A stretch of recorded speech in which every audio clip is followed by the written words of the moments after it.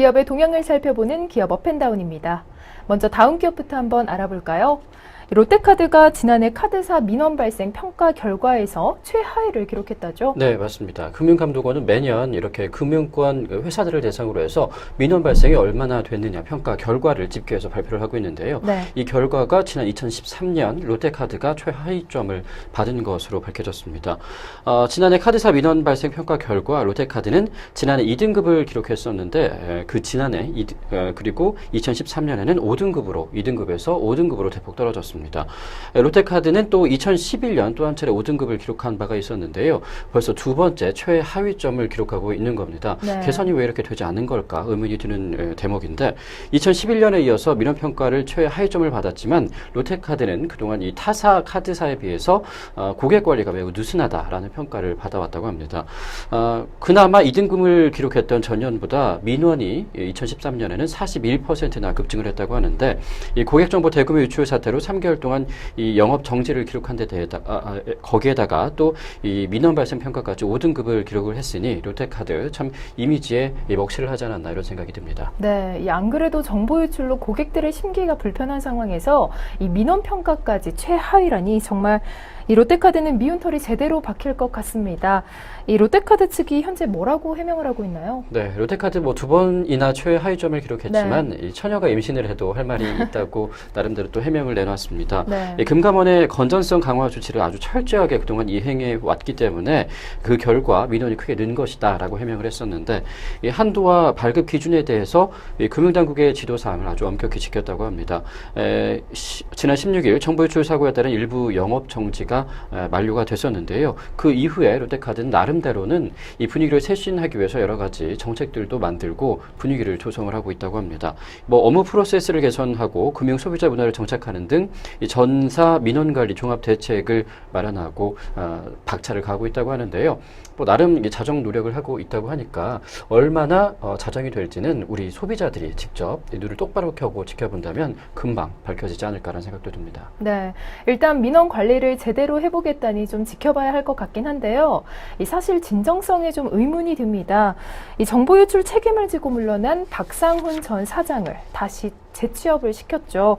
그러려면 굳이 왜 물러났는지 저도 모르겠네요. 네, 그래서 이번에 그 박 사장이 물러나면서 네. 그나마 고개를 조아려서 미안한 마음은 드나 보다라는 생각을 했었는데 우리가 모르는 사이에 다시 재취업을 하셨습니다. 네. 정말 이 소식을 듣고 많은 분들께서 분통 터져 하셨었는데요. 네. 안 그래도 요즘 저 이렇게 스팸 전화가 너무 많이 와서 짜증이 났었는데 네. 과연 누가 책임질 것인가 이번 소식에 더 화가 났습니다. 네. 롯데카드는 그동안 그 대규모 고객정보 유출 사태를 책임을 지고 이 박상훈 전 사장이 물러났었는데 얼마 지나지 않아서 비상근 고문으로 다시 위촉을 했다고 합니다. 연봉은 현직 때의 40% 수준인 2억 8,800만 원에 달한다고 하는데요. 크게 하는 일이 없이 2억 원, 거의 3억 원에 가까운 돈을 네. 받는다고 하니까 돈 벌기 참 쉬운 것 같습니다. 네. 사실 경영 악화나 일신상의 이유 등으로 중도 퇴진한 최고 경영자는 다시 고문으로 위촉하는 관행들이 있어 왔다고 합니다. 하지만 이번은 좀 경우가 다른 것이 사상 유례없는 대규모 그 고객정보 유출 사태에 책임을 지고 올려놨기 때문에 그 당사자를 다시 재취업을 시켰다는 것은 어떻게 보면 비상식적인 일이다라는 비난이 계속해서 일고 있는데요.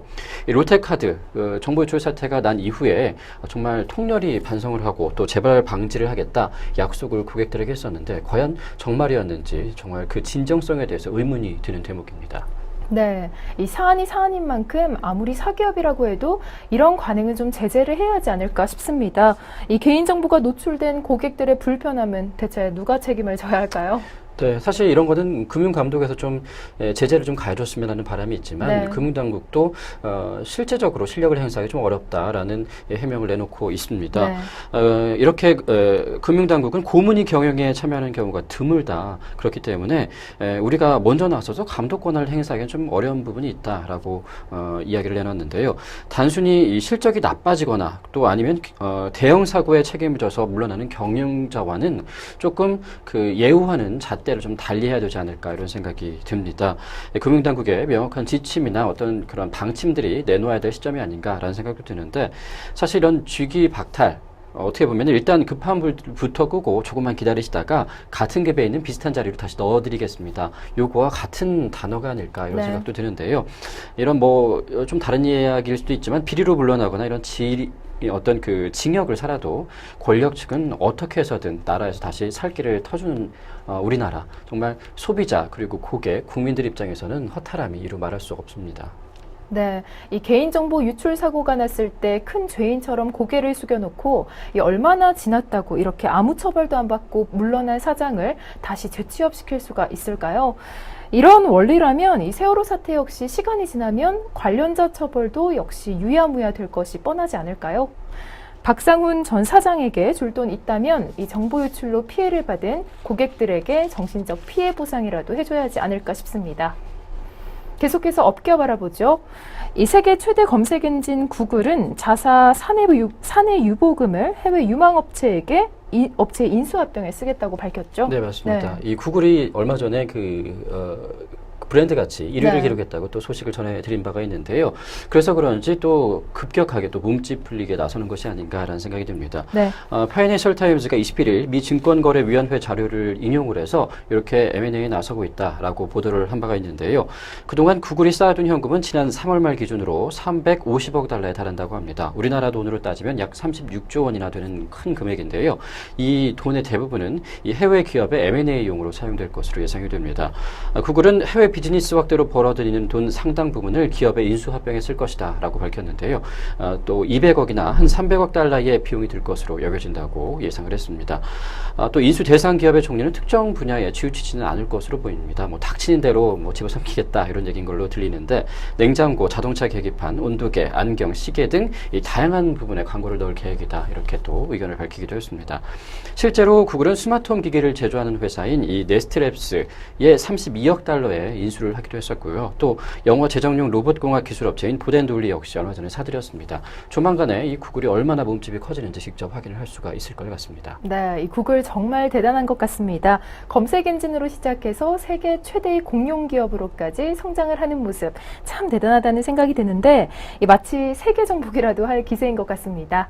조만간 구글의 사업 구상이 밝혀질 텐데요. 기대를 해보겠습니다. 플레이스토어에서 아주경제를 검색하시면 아주 모바일 TV를 스마트폰에서 만나보실 수 있습니다.